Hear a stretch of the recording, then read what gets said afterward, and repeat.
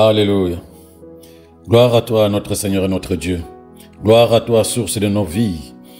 Gloire à toi, Dieu créateur, Esprit créateur de toutes choses. Seigneur, nous te sommes infiniment reconnaissants pour ta grâce et ta bonté que tu as encore déversée dans nos vies ce matin. Tu nous permets de te connaître chaque jour au moyen de ta parole et chaque jour, Seigneur, nous sommes éblouis par ta nature et ta personne. Tes œuvres nous impressionneront toujours, car tout ce que tu fais dans nos vies est parfait, ô notre Dieu.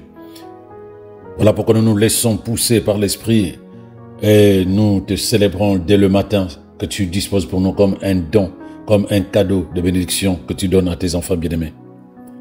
Tout ce que tu fais est parfait, Seigneur. Quelles que soient les circonstances, nous savons que le dernier mot t'appartient.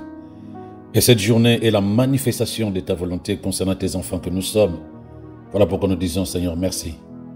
Voilà pourquoi nous nous empressons, Seigneur notre Dieu, de venir te rendre par les fruits de nos lèvres les honneurs et la gloire qui te reviennent qu'à toi et à toi seul. Gloire et honneur à toi, Dieu Tout-Puissant, Esprit Créateur, source de toute vie. Gloire à notre Seigneur et à notre Dieu, au nom de Jésus. Amen. Shalom bien-aimé, je rends grâce au Seigneur pour ta présence ce matin dans notre temps de méditation.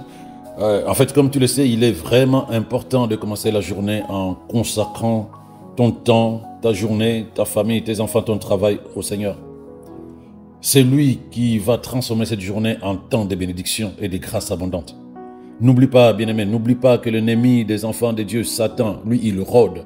Tu te réveilles, lui aussi se réveille. De toute façon, lui, il ne dort pas, il est esprit. Il rôde et attend une occasion favorable où tu te laisseras distraire par les soucis, par les choses de ce monde, par les perceptions négatives des choses de ce monde.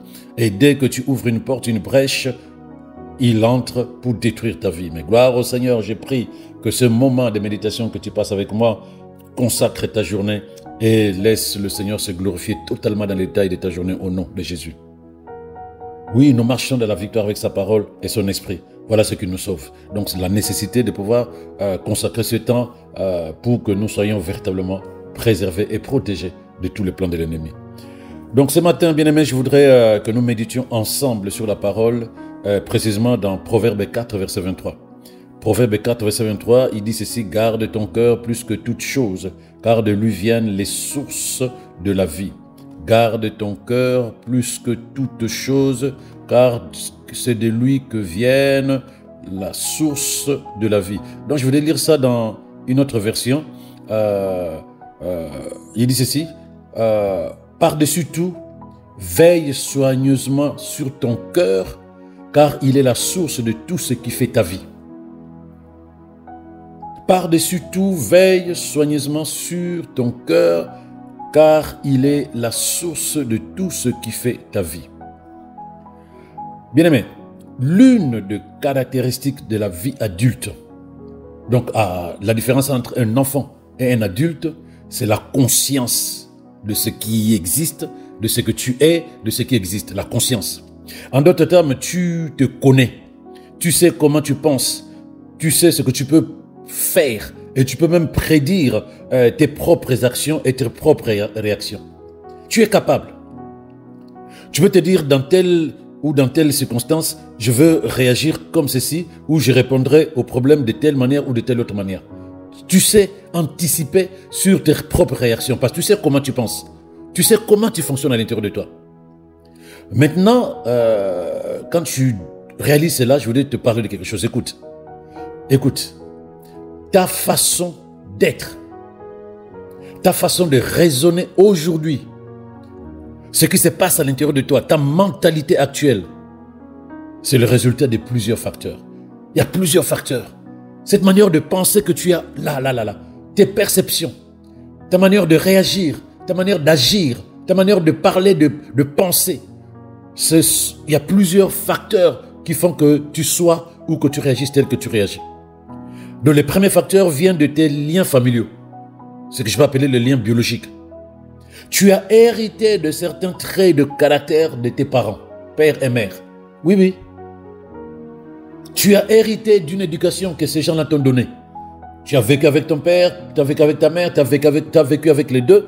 Tu as hérité d'un type d'éducation et de comportement, un type de perception des choses de la vie basé sur tes liens familiaux, tes liens biologiques. Regarde très bien ta façon de parler. Regarde très bien ta façon de penser. Et tu verras quelqu'un dans ta famille qui fonctionnait pareil. Si ce n'est que plusieurs personnes dans ta famille. Tu verras ça.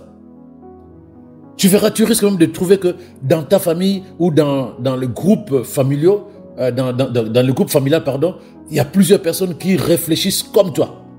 Ça, c'est le lien familial. C'est la reproduction d'une mentalité familiale. Ce n'est pas toi. C'est l'environnement dans lequel tu as grandi. Donc quand tu regardes ton comportement, ta manière de penser, ta manière de fonctionner, tu verras bien que tu as hérité de l'environnement familial, de cette manière de fonctionner que tu as. Une partie, si tu veux. Ensuite, il y a la société dans laquelle tu as grandi. Les personnes que tu as côtoyées et qui ont eu une influence dans ta vie. Enseignants, des personnes dans le quartier, des personnes même dans ta famille. En fait, tu as côtoyé des gens, même sur le chemin de la vie. Des personnes qui t'ont impacté.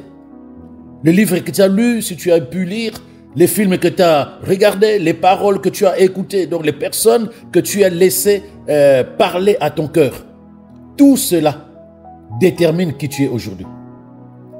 Donc je résume, il y a d'abord la partie familiale qui naturellement t'a impacté. Génétiquement ou juste par environnement proche. Et ensuite, sur le chemin de la vie, la société. Les personnes que tu as côtoyées, les personnes que tu as laissées parler à ton cœur. Tu as accepté ce qu'ils t'ont dit. Et j'ai parlé aussi des livres, j'ai parlé aussi des films. Et il y a toutes ces choses-là qui progressivement ont généré en toi une manière d'être, une manière de penser. Et c'est ce qui détermine ce que tu es aujourd'hui. N'oublie jamais cela. Tu peux ne pas croire si tu veux. Mais cette vérité spirituelle, tu ne peux pas l'enlever. C'est la vérité. Tu n'as pas été fabriqué par toi-même. Tu as récupéré des choses, on t'a imposé des choses, tu as subi, tu as accepté et progressivement tout ce que tu as validé à l'intérieur de toi fait de toi ce que tu es aujourd'hui. Toutes les informations qui sont parvenues à l'intérieur de toi par le cinq sens ont été enregistrées dans ton esprit. Toutes les informations qui sont parvenues par tes sens ont été enregistrées dans ton esprit. Tout a été enregistré dans ton esprit depuis les premiers jours. Ces premiers jours qui t'ont vu naître, toutes ces informations que tu as commencé à capter une à une ont été enregistrées précieusement dans ton esprit, mais aussi dans ton corps physique. Eh oui, bien-aimé, tes cellules ont de la mémoire. Tu sais comment les aveugles reconnaissent quelqu'un? Donc ils ont le tactile, si tu veux. Avec les mains, ils sont capables de se dire ça c'est telle personne, ça c'est tel objet. Parce que tout ton corps aussi a de la mémoire. Tes cellules ont de la mémoire. Les membres physiques de ton corps ont de la mémoire. Ils emmagasinent les informations, bien-aimées. Toutes les informations que tu as reçues sont bien stockées à l'intérieur de toi, tant dans ton esprit que dans ton corps physique. N'oublie jamais cela. Je répète, toutes les informations que tu as reçues depuis ta naissance ont été précieusement enregistrées, stockées à l'intérieur de toi, dans ton esprit et dans ton corps physique. Tous ces éléments finissent par déterminer la façon dont tu réagis et aussi la façon dont tu réagis aux informations et aux actions des autres personnes. Donc lorsque quelqu'un te regarde, la manière de réagir que tu as, si cette personne m'écoute à ces instants, saura dire, ok, cette réaction est basée sur les informations qui sont à l'intérieur de cette personne. Donc même ta réaction vis-à-vis des autres est basée sur ce que tu es à l'intérieur de toi, ce que tu as emmagasiné à l'intérieur de toi. Même ta façon de regarder les autres, la perception que tu as vis-à-vis de certaines choses, de la vie, de ce que les gens peuvent te dire. Il n'est donc pas étonnant que Dieu nous dise, par-dessus tout, veillez soigneusement sur vos cœurs, car il est la source de tout ce qui fait ta vie. Parce que tout ce qui rentre dans notre cœur, c'est ce qui fait notre vie. Or, les informations dont je viens de parler, quelle que soit l'origine, c'est dans notre esprit, dans notre cœur. Et à partir de là, ça va générer notre manière de penser. Et notre manière de penser va générer nos pensées, notre attitude, notre comportement, notre état d'esprit. C'est ça qui fait notre vie. Nos décisions, bonnes ou mauvaises, c'est par rapport à ce que nous sommes à l'intérieur. par rapport à notre perception des choses, par rapport à notre caractère, par rapport à nos perceptions, bien-aimés, par rapport à ce qui est à l'intérieur de toi. C'est là où le Seigneur nous dit dans Romains 12, verset 2, ne faites pas comme tout le monde, ne vous conformez pas à ce que les gens font aujourd'hui, que ce soit les gens de ta famille ou pas. Mais il dit, soyez transformés par le renouvellement de votre manière de penser. C'est ça qui va vous permettre de discerner quelle est la volonté de Dieu, ce qui est bon et agréable et parfait. Parce qu'aujourd'hui, lorsque tu fonctionnes selon les pensées de ce monde, tu ne sauras pas quelle est la volonté de Dieu te concernant. Tu vas prendre des décisions basées sur les émotions, sur la culture, sur ton éducation, sur ta manière faussée, tes perceptions biaisées de penser ou de percevoir les choses. Tu ne sauras pas capter la pensée de Dieu te concernant. Or, c'est lui ton créateur. Il nous dit, faites attention, ne faites pas les choses comme tout le monde, mais laissez-vous transformer dans votre manière de penser. Donnez une orientation nouvelle à votre manière de penser. Donnez à vos pensées une orientation nouvelle. Ayez une attitude renouvelée à l'intérieur de vous.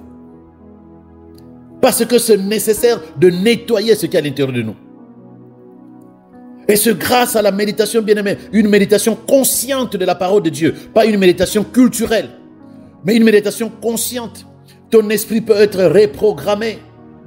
Parce que sur le chemin de la vie, ça a été programmé, pas forcément de la bonne manière, pas forcément pour la gloire de Dieu, pas forcément pour ton bonheur. Ce n'est que la parole de Dieu. Lorsque tu médites sur la parole de Dieu de manière consciente, tu es capable d'amener ton esprit à être reprogrammé. Son contenu et ses processus vont être harmonisés avec les pensées de Dieu et sa volonté parfaite pour ta vie. Et c'est ça qui va provoquer la transformation.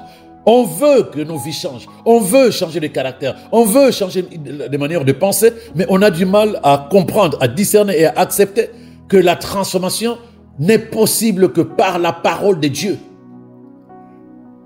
Elle n'est possible, la transformation, le changement que tu veux, que ce soit dans ton caractère, dans ta personnalité, dans ta manière de penser, dans ta vie physique, dans ta vie sociale, dans ta vie professionnelle, dans ta vie spirituelle. Toute transformation d'un être humain n'est possible que par la parole de Dieu. Car l'esprit à l'intérieur de toi, tant qu'il n'est pas reprogrammé par la parole de Dieu, il continuerait à fonctionner selon le programme qui a été formé à l'intérieur de lui depuis le temps. Et regarde ton comportement, regarde ta manière de penser, regarde ta manière de percevoir les choses, regarde ta façon de voir ton avenir. Est-ce que c'est pour la gloire de Dieu? Non, c'est que le programme qui tourne à l'intérieur de toi n'est pas bon. Il faut le supprimer et le remplacer par un programme meilleur. C'est-à-dire, la parole de Dieu viendra reprogrammer ton esprit et tu seras capable de marcher dans la sérénité, la confiance, l'espérance, la capacité de fonctionner par rapport à la pensée de Dieu et au projet de Dieu. Les processus que Dieu a mis en place dans sa parole vont commencer à tourner dans ton esprit et là, tu seras capable de pouvoir amener ta vie à transformation et à changement. Gloire à Dieu. Cela n'est possible que par une méditation de la parole de Dieu, sur la parole de Dieu, consciente et régulière. Voilà pourquoi l'apôtre Jacques nous dit ceci dans 1 Jacques 21 à 25. Débarrassez-vous de tout ce qui salit et de tout ce qui reste en vous de méchanceté. Il faut supprimer l'ancien programme. Il faut supprimer les anciens processus, bien-aimés. Et il dit, accueillez dans un esprit humble et docile la parole implantée en vous, car elle a le pouvoir de vous conduire au salut, de vous conduire dans la transformation, de vous conduire dans le changement que tu veux. Il dit, seulement ne vous bornez pas à écouter la parole. Traduisez-la en acte, c'est-à-dire pratiquez-la, sans quoi vous risquez de vous faire des illusions sur vous-même. Tu te dis, je suis chrétien. Je lis la parole de Dieu, j'écoute les enseignements, je prie, mais ma vie ne change pas. C'est ça qu'il appelle, nous risquons de nous faire des illusions sur nous-mêmes. Nous nous trompons si nous pensons qu'il suffit d'écouter la parole, de prier un coup, d'écouter la parole, de prier un coup, les choses vont changer dans notre vie. Non. Le changement ne vient que par la pratique de la parole, la mise en pratique de la parole. Bien-aimé, tout changement au miracle que tu désires dans la vie est possible grâce à la parole de Dieu. Parce que c'est elle qui est capable de produire en toi tout ce que Dieu a disposé pour toi. Bien-aimé, la Bible que tu tiens entre tes mains, sache que c'est la réponse de Dieu à toi, pas à un animal, pas à un arbre. À ceux qui étaient affligés et en détresse, le psaume 107, verset 20 dit ceci, il envoya sa parole et les guérit et les délivra de la mort.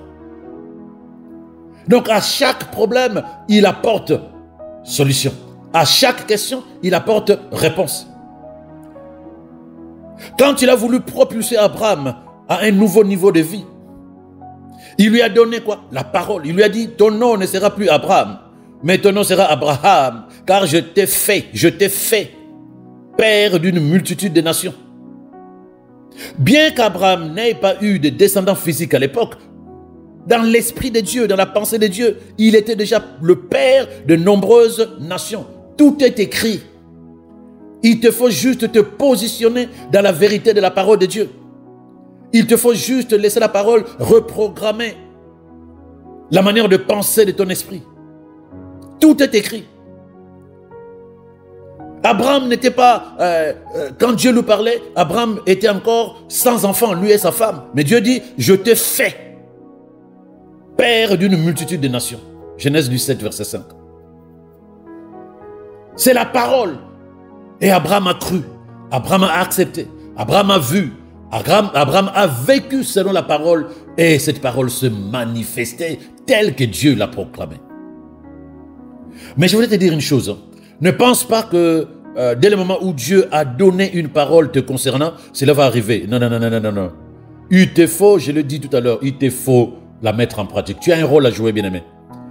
Tu peux écouter tous les enseignements que tu veux. Tu peux prier toutes les prières que tu connais. Si la parole n'est pas pratiquée, elle ne sera jamais ta vie. C'est dans la pratique, c'est dans l'action que la parole devient ta vie.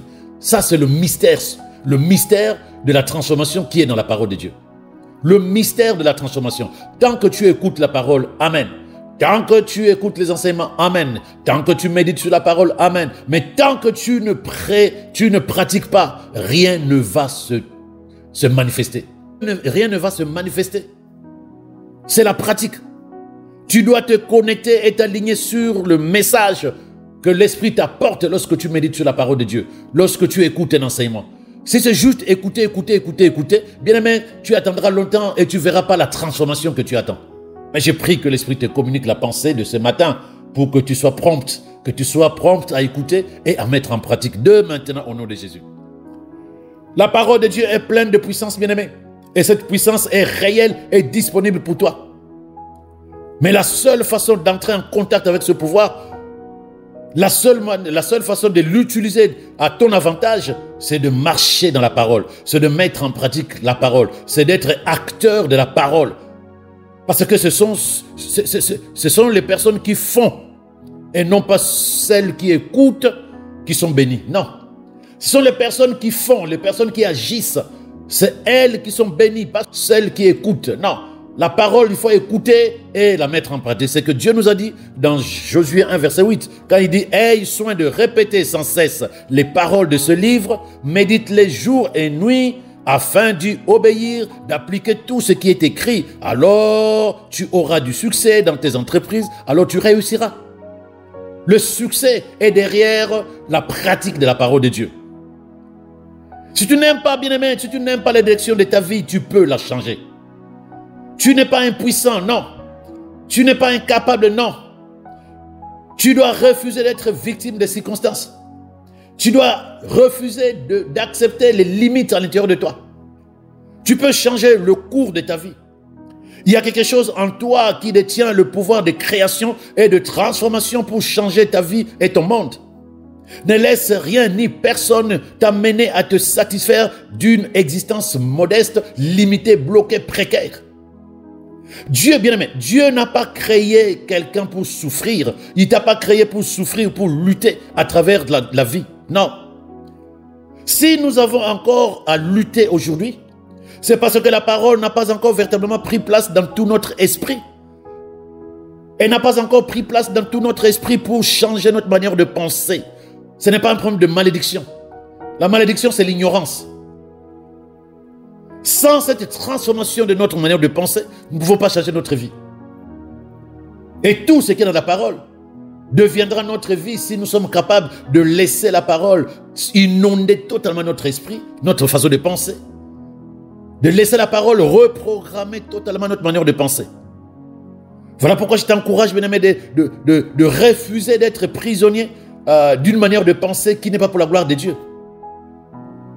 Supprime la programmation mentale qui est à l'intérieur de ton esprit, qui t'amène à penser de cette manière, qui t'amène à parler de cette manière-là, qui t'amène à avoir des perceptions qui ne sont pas pour la gloire de Dieu. Tu en souffres, tu le sais.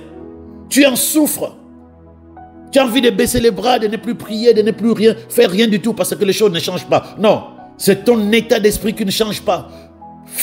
Travaille derrière la parole de Dieu. Travaille avec la parole de Dieu. Change ton état d'esprit. Change ça, s'il te plaît. Tu verras que tout ce que tu veux changer dans ta vie, ça va partir en 30 secondes. Une des définitions de la folie, bien-aimé. Faire la même chose encore et s'attendre à des résultats différents. Donc, si tu veux le changement dans ta vie, il te faut commencer par changer quelque chose à l'intérieur de toi, dans ta manière de penser, le programme qui tourne à l'intérieur de toi. Tu ne peux pas garder les mêmes processus de pensée à l'intérieur de toi et croire et t'attendre à ce que les choses à l'extérieur changent. Non, ça ne changera pas. Parce que ce qui change à l'extérieur vient de ce qui est à l'intérieur. Le changement ne viendra pas de l'extérieur, rien du tout. Ni un homme, ni une femme, ni les voitures, ni les maisons, ni l'argent. Le changement de ta vie ne viendra pas de l'extérieur. Il viendra de l'intérieur. Tu changes d'abord ton état d'esprit. Tu reprogrammes ta manière de penser. Et tout ce que tu feras à l'extérieur va être différent. Ça va être différent. Donc si tu veux le changement dans ta vie, laisse la parole de Dieu reprogrammer ton état d'esprit. Laisse la parole de Dieu reprogrammer ta manière de penser. Il te faut laisser la parole de Dieu reprogrammer ton état d'esprit, ta manière de penser. Et toi, il te faut travailler à mettre la parole en pratique. Lorsque cette parole est sémée à l'intérieur de toi, lorsque cette parole est implantée à l'intérieur de toi, tu dois t'empresser à la mettre en pratique. Voilà comment les choses vont changer. Rappelle-toi, bien-aimé, que les défis auxquels tu fais face, indépendamment de la façon dont ils se présentent, ce sont des défis qui sont appelés à changer. Ton rôle, c'est agir sur la parole, agir avec la parole. Il faut continuer à affirmer la vérité et la vivre à l'intérieur de toi pour que cela se manifeste à l'extérieur de toi.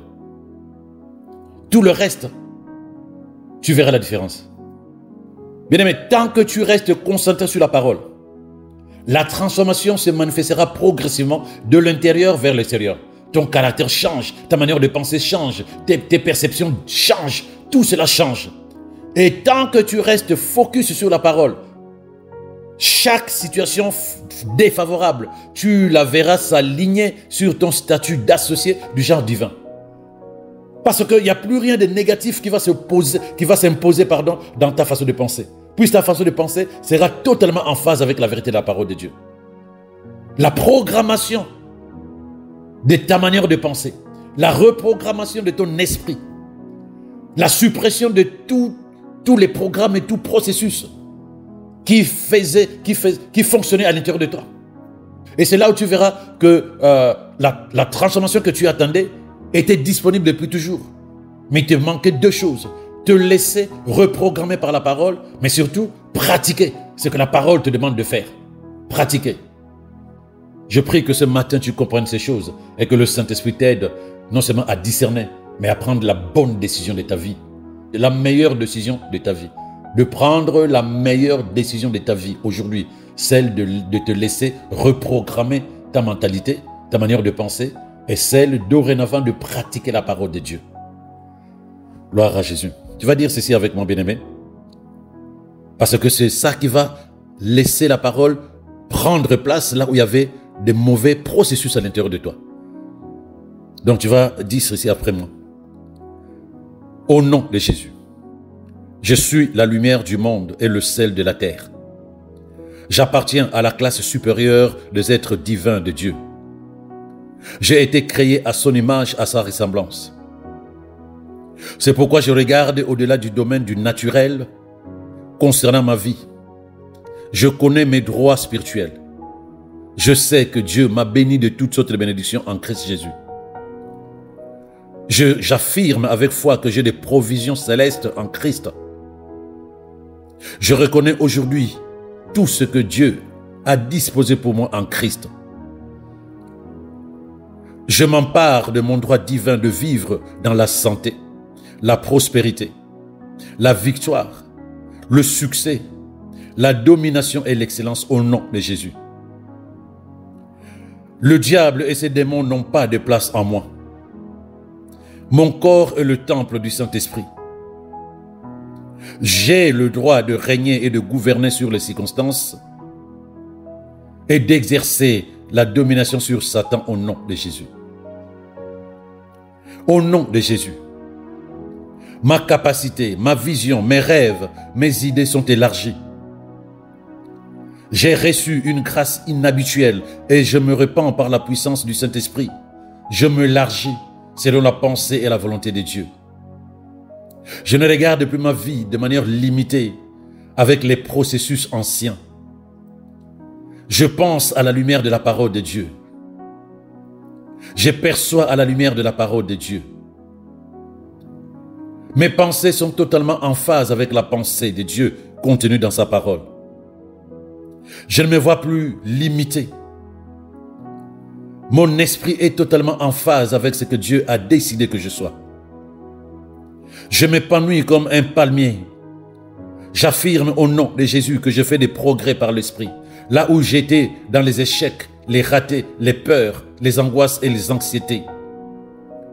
Mon être tout entier est une ondée de la vie de Dieu, car la parole divine répand le doux parfum et la puissance du Saint-Esprit à l'intérieur de moi au nom de Jésus. Je suis reprogrammé par la parole puissante de Dieu. La vérité sur ma vie a changé. Je sais que ma vie est conforme à la parole de vérité, la parole de Dieu. J'affirme au nom de Jésus que je suis au centre de la volonté de Dieu sur ma vie. Il m'accorde une compréhension nouvelle concernant ma vie. Il fait de moi un instrument de bénédiction, tant pour moi-même, pour ma famille, pour mon église et pour toute personne qui sera en contact à ma vie. Mon esprit est totalement inondé de la vérité de la parole de Dieu. Je progresse chaque jour, là où j'étais bloqué. Le Seigneur me communique sa justice. À l'intérieur de moi, je sais que je suis justifié en Christ Jésus. J'affirme au nom de Jésus que ma vie est l'expression de la justice de Dieu. Je déclare que l'Esprit de Dieu est à l'œuvre à l'intérieur de moi. Chaque fois que je tends les mains, l'onction de Dieu est libérée et le joug sont détruits au nom de Jésus. Tout m'est possible au nom de Jésus. Ma foi travaille et produit des résultats aujourd'hui et toujours au nom de Jésus.